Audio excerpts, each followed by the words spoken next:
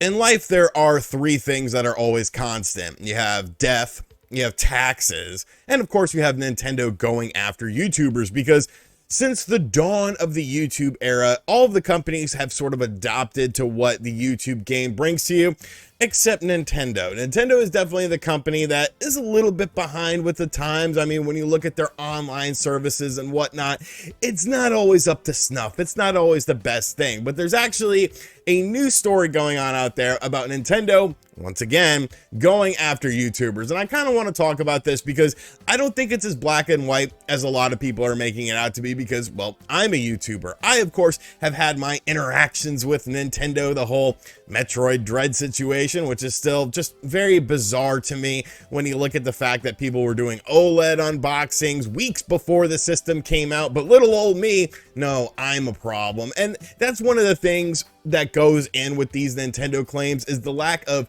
consistency. One person might not get hit, another person might get hit, and I think that's what makes this very frustrating. Of course, our favorite acid salesman, MVG, has been hit with Nintendo claims multiple times, but I will give Nintendo some credit, because over the years they've gotten actually better, which is bizarre to say. It used to be you couldn't even show Nintendo first party games, like gameplay for these games, unless you were on like their whitelist, their list of people that they are allowed via their ambassadors program that you would sign up for on their website, so that you could actually cover Nintendo games. But then they would take like an additional chunk of money. It was the most bizarre and confusing thing ever, because I mean, they're the only company that was doing that. Of course, they lifted this ban, and now you can show Nintendo games and be transformative and talk about them and review them without just having to use 10-second clips. Go look at some of my older first-party Switch game reviews. You'll notice that there was like 10-second clips of the game, and then it would go back to my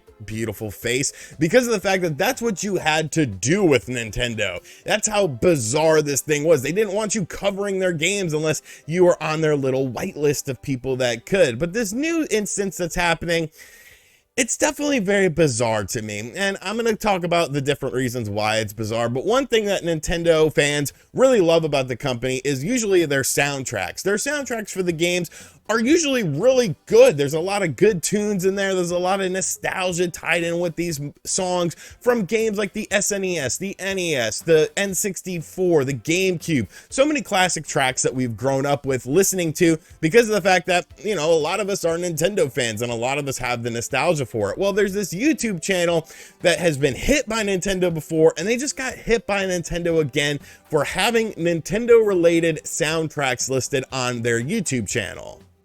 So this is an account by a gentleman named So this individual in question is Gilva Sunner, who I've never really heard before, but basically he uploads soundtracks to Nintendo games on his YouTube channel. You can see here, back in 2019, bam, he got hit like 1,000,000 times. Back in 2020, bam, he got hit like 1,000,000 times. Back in 2020, once again, more things were saying. People were saying that he's a thief or a criminal. I've been called worse. Like, I almost feel bad for this dude, because he's just simply uploading soundtracks. And here's the thing that just happened recently. This happened on the 29th, so on this past Saturday. 1,300 copyright blocks on the YouTube channel today. Here are all the soundtracks that Nintendo has blocked at this time. Link to the Past, Melee, Yoshi's Island, Super Mario Land, Galaxy, Super Mario World. Just looking at this list of Luigi's Mansion, all that sort of stuff, and just looking at this list, like, these are all interesting soundtracks. These are all soundtracks that a lot of us have. But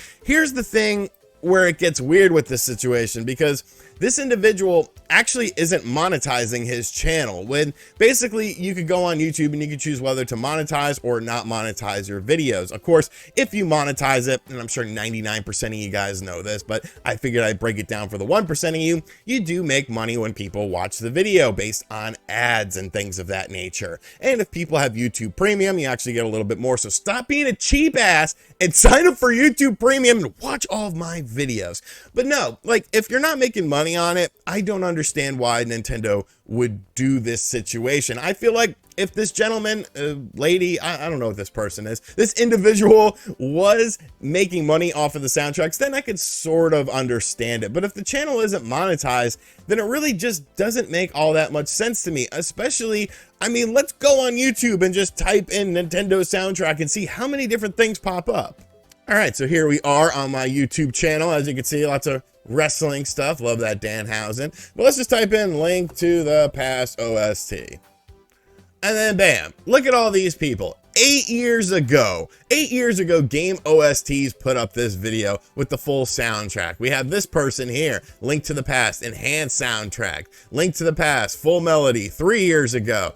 So I don't, 13 years ago, we got the overworld theme for the game up here. So I don't understand why Nintendo is singling out this individual. It seems like they have beef before from in the past. It seems like, you know, that there is some sort of, you know, backstory with this where they've claimed things before, but I don't understand it if there's no monetization involved. If there was money involved in this, you could definitely make a case for Nintendo being in the right with this situation. Yes, it's their IP, it's their soundtracks, but let's be realistic. Can I go out there and go on like iTunes and buy a bunch of Nintendo soundtracks or Spotify or whatever the kids use? Can I go out there and let me put this back in my terms. Can I go out there and buy a music CD with Super Nintendo soundtracks on it or N64 soundtracks on it? No, I can't. So it's not like Nintendo is losing out on money on this and another individual is making money on this. Now, many people might think, well, maybe this is a sign that Nintendo is going to legally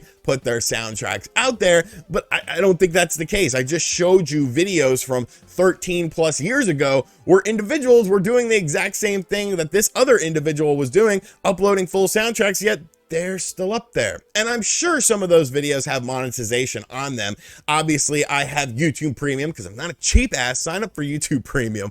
But no, I have YouTube Premium, so I don't have any ads to see or anything. So I won't be able to sort of distinguish that. But I am damn sure some of those videos have monetization on it. And really, all this does is make bad publicity for Nintendo. Yes, there's going to be apologetists who are like, oh, well, you know, it's not his soundtrack, waka, waka, waka. And I get that. I get that I get that mindset. I get where people are coming from with that. But if there's no monetization involved, I don't get it. I don't get it because you're not profiting from this. Yeah, you're building a brand name or something, but there's no money going into your pocket. So what's that brand name worth? Nothing. It's worth nothing. People are just trying to listen to music. And I'm sure that there's other YouTubers that have been hit with this. This is just one of the bigger stories because, of course, this is one of the bigger YouTube channels that does things like soundtracks. But if the soundtracks aren't easily available to purchase, what's the point? It's just like all these ROM sites and stuff that Nintendo goes after. What's the point? You're not making these games readily and easily available. Most companies have given up the fight against piracy and ROMs because people are going to do what they want to do. People are going to play these games illegally no matter what, or illegally, I should say, no matter what.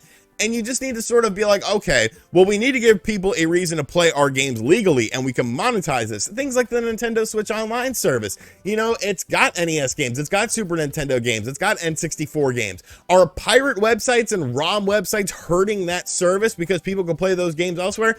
No, it's not. So I don't get it. I don't get why. I mean, I kind of do understand why Nintendo is just sort of in this old guard mentality because they are behind in the times when it comes to things like technology. They're behind in the times when it comes to things like online infrastructure and how this works. Because of the fact that YouTubers can be, you know, Jesus, I'm going to go on a rant here for a little bit, but Nintendo, even how they distribute like games to websites and stuff like that, Nintendo holds websites so much higher up than they do YouTubers. Like YouTubers are bottom of the barrel people to Nintendo. They don't respect them whatsoever. But the YouTubers are the ones making your games popular. The YouTubers are the ones reviewing your games and getting more views than your average website does. Trust me, I know about this because I used to work for a website. And it's just such a bizarre decision to prioritize websites over the YouTubers when the YouTubers are the ones who have more of a free mind. And maybe Nintendo doesn't like that. You know, maybe that's something that they don't like, but I don't know. I could talk about that situation, just Nintendo's lack of respect for YouTubers for hours because there's so many instances of this. But yes, this poor individual just uploading soundtracks with no rhyme or reason, just to listen to them and enjoy them, no monetary purposes. has now been hit by Nintendo, and I'm sure other people are in the wake of this. So what do you think about this? Is this a waste of time? Because it is a waste of time. I mean, we've been doing Nintendo soundtracks since Napster. So it's not, I mean, did Metallica win against Napster and music streaming? Like, no, they didn't. They didn't in the grand scheme of things. So let me know what you think of this in the comment section down below. What's your favorite Nintendo soundtrack? Yeah. And as always, guys, thank you for checking out this video. If you are new to the channel, be sure to hit that subscribe button, like and share the video. And as always, I'll catch you guys on the next one. Later.